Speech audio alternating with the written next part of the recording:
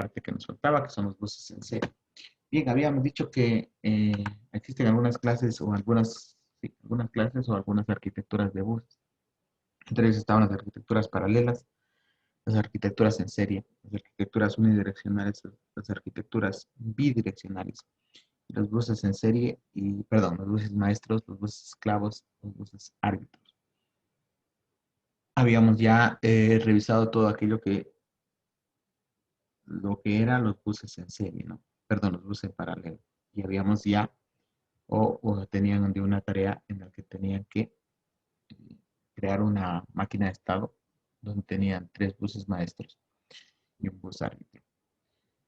Bien, entonces, ¿qué eran los buses en serie? Los buses en serie, pues eran, o pueden ser dispositivos periféricos, bueno, los dispositivos periféricos en un momento también se pueden convertir en buses, pero los dispositivos, vamos a ver un poco de los dispositivos periféricos y las memorias de almacenamiento externo, que funcionan a frecuencias bajas, se comunican con el procesador mediante un bus en serie. Recuerden que el bus en serie tenía una velocidad más baja que un bus en paralelo. ¿Por qué?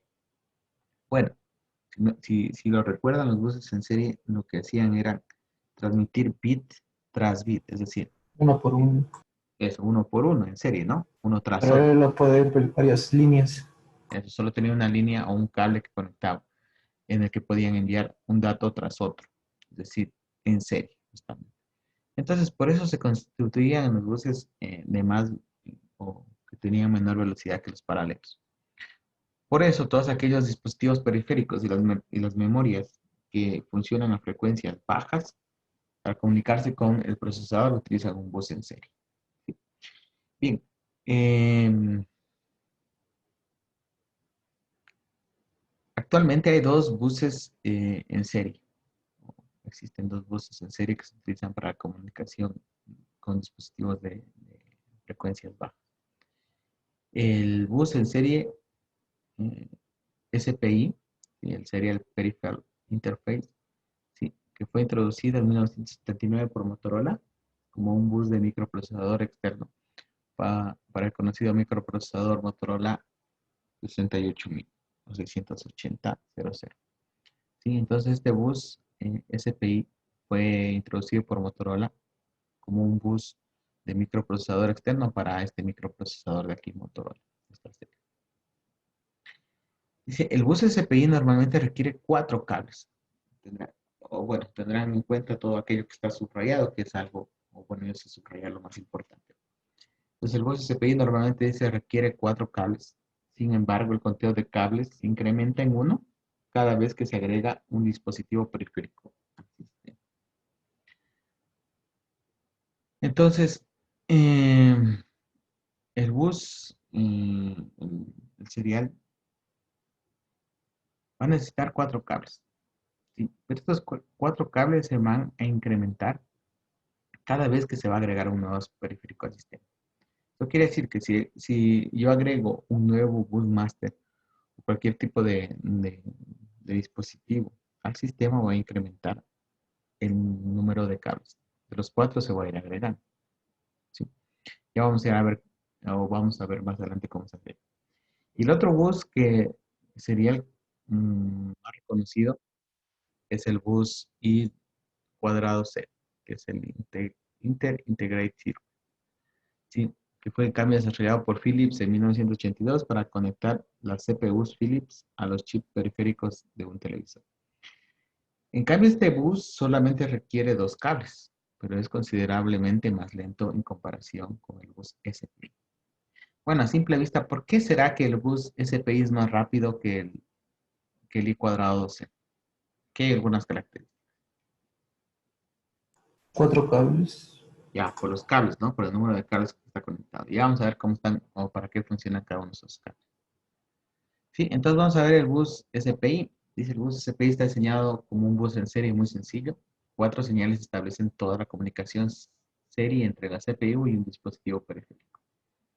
Recuerda que los buses seriales se utilizan para conectar dispositivos externos y memorias que funcionan a baja frecuencia. ¿Con quién? Con el CPU. Entonces, dice el SPI está diseñado como un bus en serie muy sencillo. 4 señales establecen toda la comunicación serie entre una CPU y un dispositivo periférico. La señal de reloj SPI SSK se distribuye a todos los esclavos de un sistema y obliga a que cada periférico esté sincronizado con un único maestro. Bien, entonces aquí vamos a ir viendo, o este sería el bus serial SPI, donde hay 4 cables conectados, ¿sí? Con algunos puertos o algunas señales, SK, perdón, SDO, SDI y SCS. Entonces dice, la señal de reloj SPI y SCK se distribuyen a todos los esclavos de un sistema y obliga a que cada periférico esté sincronizado con un maestro.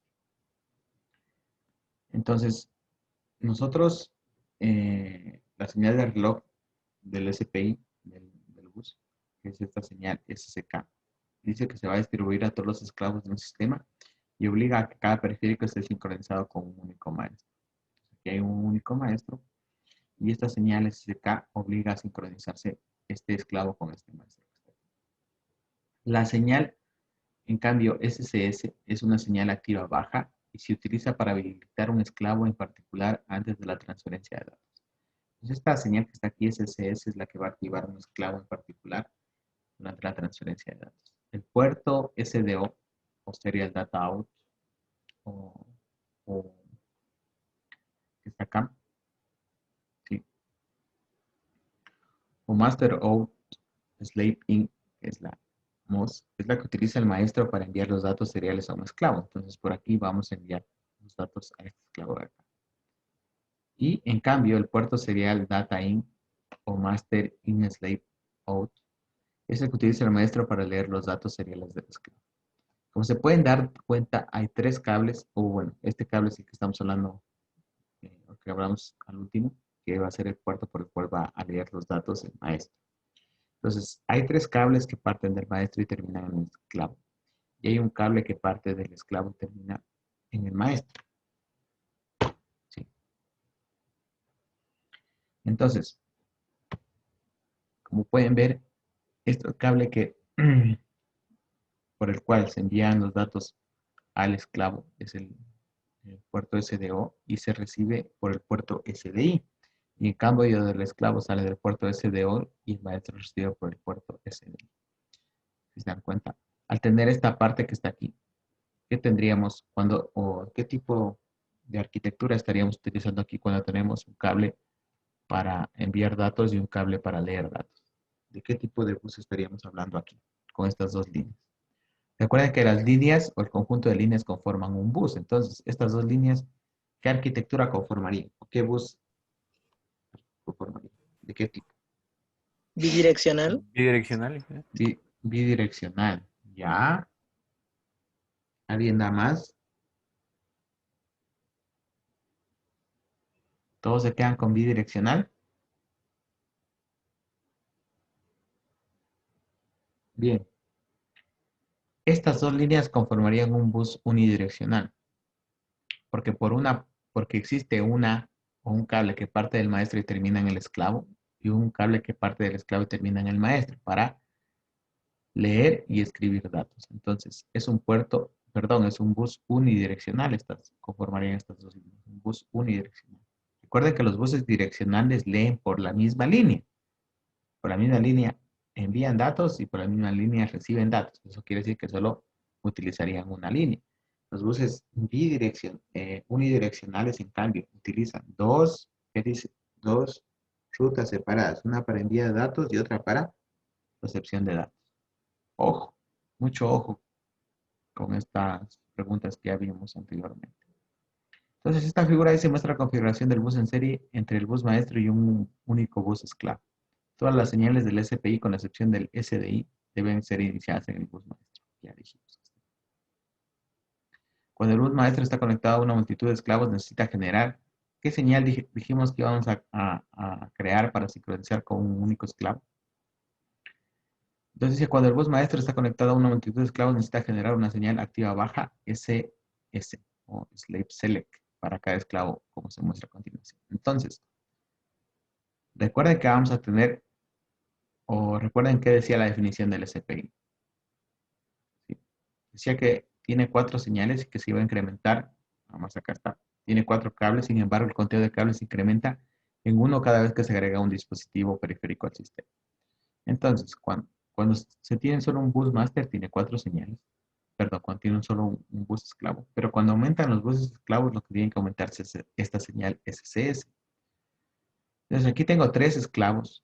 Tengo las 3 señales primeras. Y esta señal SCS se sincroniza con cada uno de los esclavos que está acá. Entonces, la única señal que se va a ir agregando es esta SCS, que va a permitir activar a cada uno de los esclavos. Entonces, este es el bus serial, o esta es la característica del bus SPI, serial SPI, ¿sí? Que va a ir aumentando esta línea SCS, ¿sí? O cada vez que se aumente un esclavo, cada un periférico del sistema. En este caso, un bus esclavo. Bien, el SPI dice se considera un protocolo de comunicación de serie de un solo maestro. Esto significa que solo se asigna un maestro para iniciar y llevar a cabo todas las comunicaciones serie con los esclavos. Cuando el maestro SPI desea enviar o solicitar datos de un esclavo, primero selecciona un esclavo en particular, baja las señales SCS correspondiente a cero lógico y luego produciendo una señal de reloj para el esclavo, como se muestra en la figura que vamos a ver a continuación. Entonces aquí podemos ver, ¿sí?, cómo se crea la señal SCS, después se baja. Y aquí tenemos las otras señales. Bien, entonces dice perdón. El SPI se considera un protocolo de comunicación de serie de un solo maestro. Esto significa que solo se asigna un maestro para iniciar y llevar a cabo todas las comunicaciones serie con todos los esclavos. Verán, mucho ojo a esto, ¿no? Cuando el maestro SPI desea enviar o solicitar datos de un esclavo, primero selecciona un esclavo en particular, bajando la señal SCS correspondiente a cero lógica y luego produciendo una señal de reloj para el esclavo, como se muestra en esta figura que estamos viendo. ¿Sí?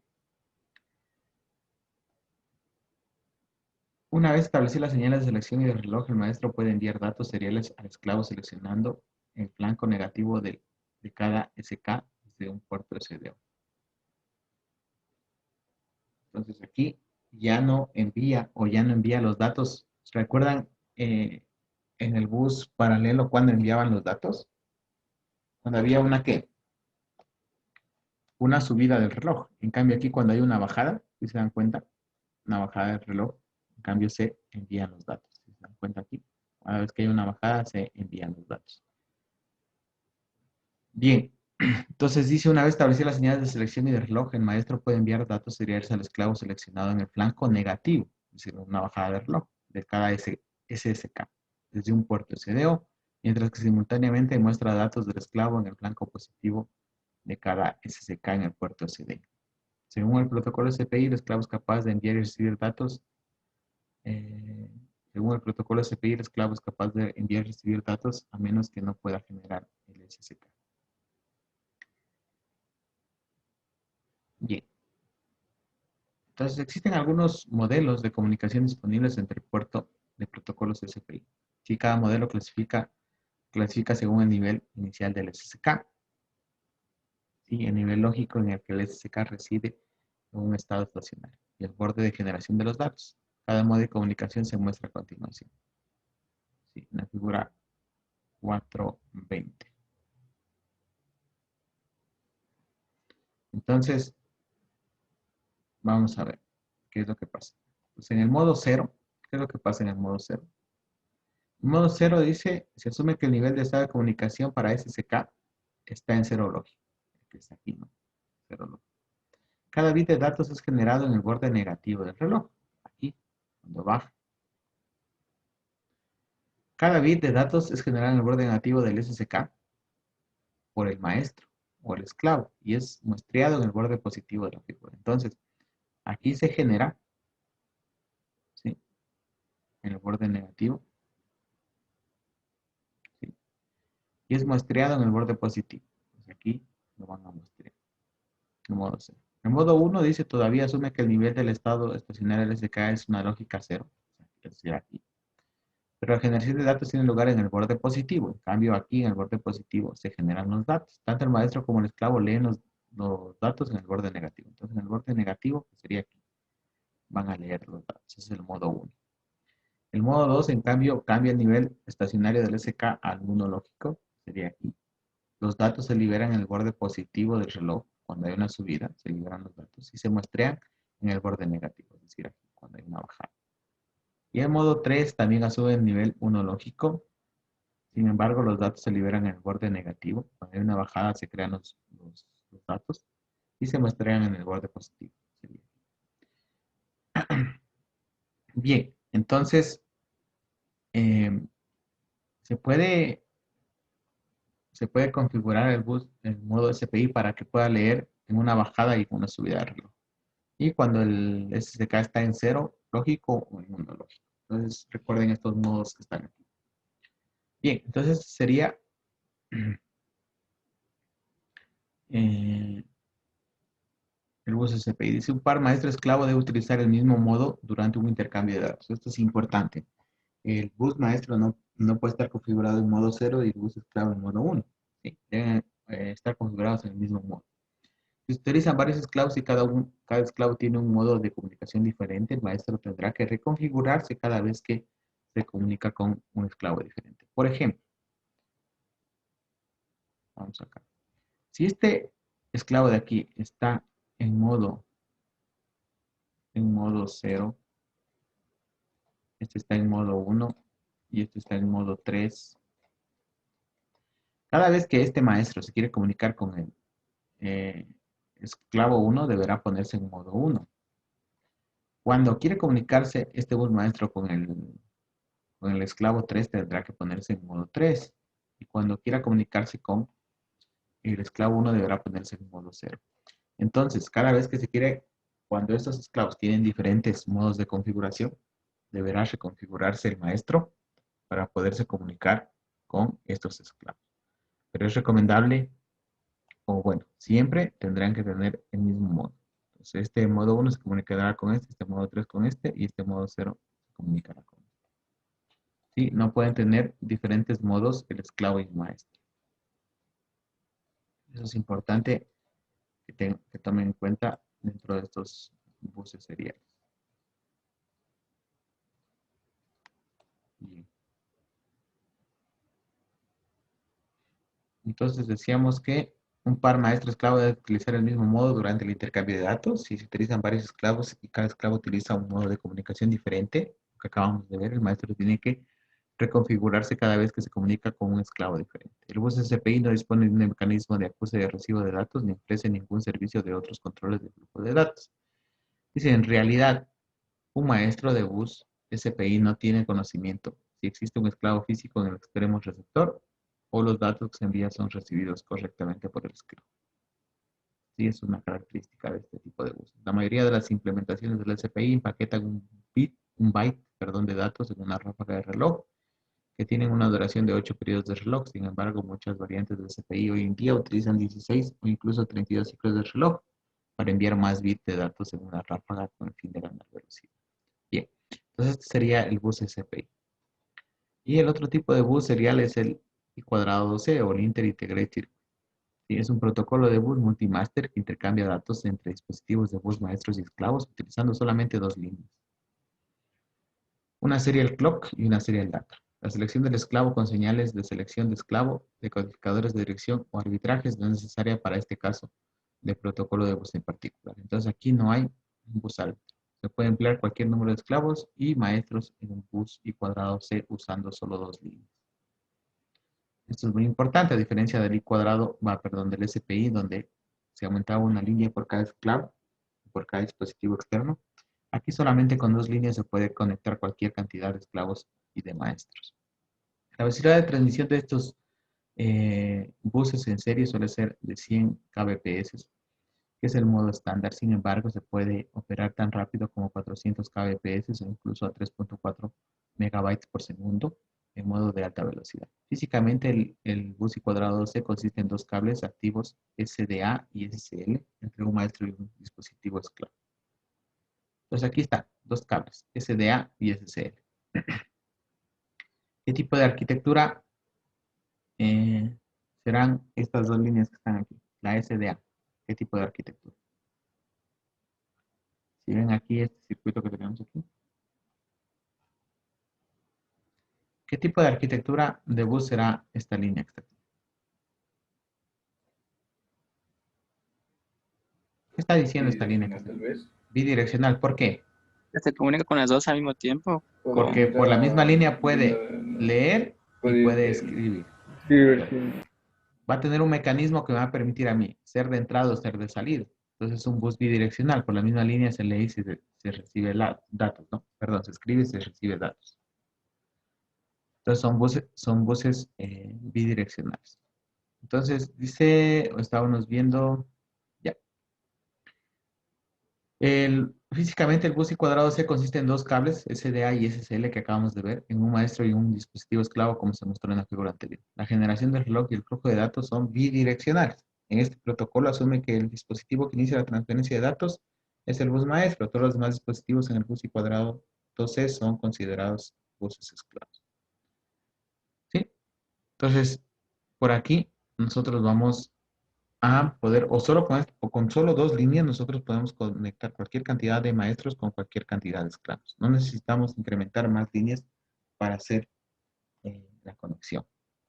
¿Sí? Entonces, eso quiere decir que si quiero poner otro esclavo, tendré que sacar de aquí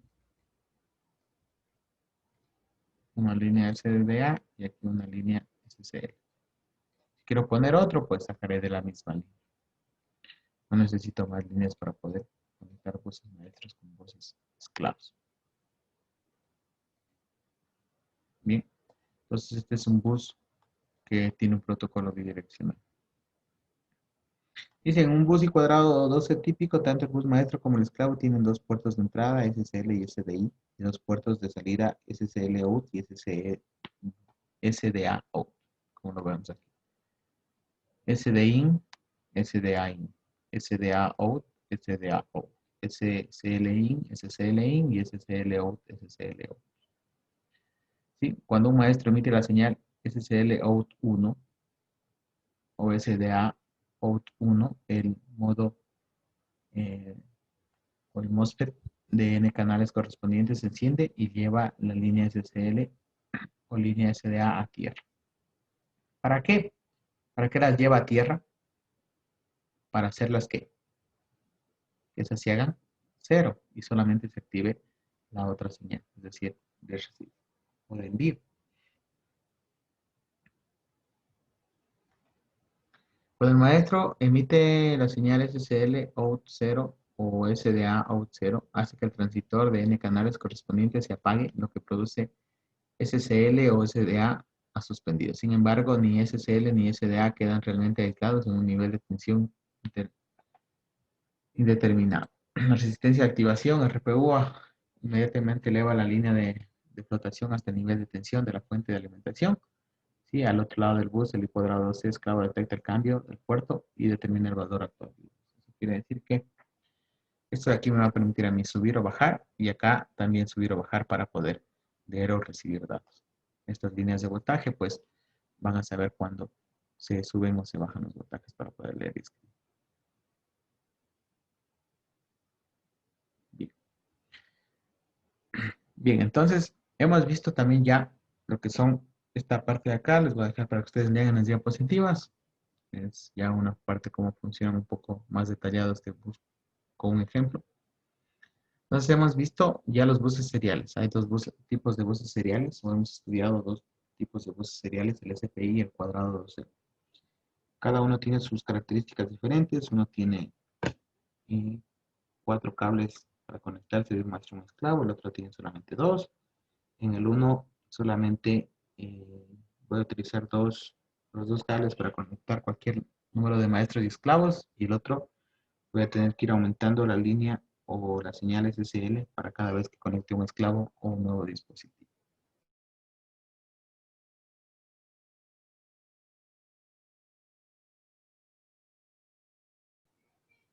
Listo, acerca de los buses seriales. Entonces tengan muy en cuenta estos gráficos. A ver, aquí hay dos participantes que tienen preguntas. Anderson Taday y después Hans Romero. Anderson. Y después Roy León. Ingeniero, eso era para preguntarle de Natse, ¿no? Se me ha olvidado de bajar la mano, ingeniero, disculpe. Ah, ya. Bueno, del tema, de los buses. James, ¿tienes alguna pregunta? Sí, ingeniero. Dígame. Entonces sería que, digamos, este bus de aquí, el I2C, sería uno Ajá. de los más rápidos de los buses que hay, ¿no es cierto? ¿De estos de aquí? Entre los seriales, ¿será que es el más rápido o menos rápido? Tú mismo Entonces sería responde. uno de los más rápidos. Tú mismo responde. ¿Por qué será rápido? Según tú. Por la señal bidireccional. Ya. A ver, por acá está levantando las manos Roy. Y después Diego Refri. Sí, Roy. fue algo que no escuché bien. En el periférico, ya que en modo 2 y modo 3 era Ajá. cuando SSK era uno, ¿en qué momento se debía enviar los datos? Eso no Ya. escuché. A ver, en el modo. Bueno, antes de continuar, de responder tu pregunta, modo 1 y modo 2, ¿ya? James, el bus SPI es un bus que habíamos dicho que es unidireccional, ¿cierto? Tiene aquí unidireccionalidad porque tiene un camino para enviar y otro camino para recibir datos. Y en cambio, el bus E cuadrado C es un bus bidireccional, por el mismo cable lee y escribe. Entonces, ya habíamos visto esta comparación. ¿Cuál de los dos buses es más rápido, el bidireccional o el unidireccional? A pesar de que parezca que bidireccional suena como a dos cosas, que se puede hacer dos cosas a la vez. De hecho, si las hace por el mismo cable, es más lento que el unidireccional. ¿Por qué? Porque por este motivo de que tiene que tener o que tiene este sistema para poder subir y bajar y decir que por el mismo cable lee y escribe, lo hace más lento que el unidireccional. Entonces, el bus y cuadrado C es de menor velocidad que el bus SPI. ¿Sí? Entonces, no es que el bidireccional es más rápido que el unidireccional, no, es al revés. El unidireccional es más rápido que el bidireccional. ¿Por qué? Porque al usar la misma línea para leer y escribir, yo tengo que tener aquí un mecanismo de control que está aquí, en esta parte, para poder leer y escribir por el mismo dato. Eso lo hace más lento que el bus unidireccional. Porque mira, que no necesito ese mecanismo de control, sino que por aquí envío y por acá recibo. No necesito ningún mecanismo de control para poder hacer lo que hago por la misma línea. Ya. Roy, contestar la pregunta de Roy. Ya. Existen cuatro modos. Entonces, en el modo 0 y el modo 1, primero, el modo 0 y el modo 1 se activan cuando el SSK o la señal SSK está en un cero lógico, si te das cuenta. ¿Sí? Y la diferencia entre el modo 1 y el modo 2 es que en el modo 0 y el modo 1, es que en el modo 0, cada bit es generado en el borde negativo. Entonces, aquí en el borde negativo es generado y en el borde positivo es muestreado o es leído, ¿no? Entonces, en el borde negativo es generado y en el borde positivo es leído, ¿sí? Y aquí en el borde generado en el borde negativo es otra vez generado y aquí en este borde que estaría aquí, en esta parte de aquí, es leído, ¿sí? En cambio, el modo 1 sigue siendo en el cero lógico de la señal SSK, pero en cambio aquí en los bordes positivos son generados los datos y en los bordes negativos son leídos o muestreados. Sí, aquí son leídos o muestreados en cambio. ¿Ya? Y en cambio en el modo 2 y 3 es lo contrario, solamente, o bueno, no es lo contrario. Ahí en cambio el SSK se considera que está en uno lógico, en el modo 2 y en el modo 3. ¿Sí? En el modo 2 los datos se liberan en el borde positivo, es decir, aquí se generan, en el modo 2 se generan, y se muestrean en el borde negativo, aquí, la bajada, se lee. Aquí se generan y aquí se leen. Por eso aquí se generan y aquí vuelve a ser leer. Y en el modo 3 está también en uno lógico, y en el borde negativo se generan y en el borde positivo se leen. No sé si ahí te quedó un poco más claro, Roy. Roy. ¿verdad? Sí, gracias. ¿Sí? Sí, Ya. ya lo conozco. ¿Alguien más estaba levantando? Digo, yo fío. Ah, sí, entonces, una pregunta, ¿el I2C se utiliza en la actualidad? Sí, sí se lo utiliza todavía al I cuadrado 12. Sí, el I cuadrado 12 todavía lo utilizamos. O se lo utiliza. Bueno, existen eh, algunas aplicaciones. Sobre todo este tipo de voces son utilizados en dispositivos móviles. Entonces ahí se lo utiliza todavía a este tipo de voces seriales. Ya recuerden que una computadora no es solamente la que ustedes escriben aquí, ¿no?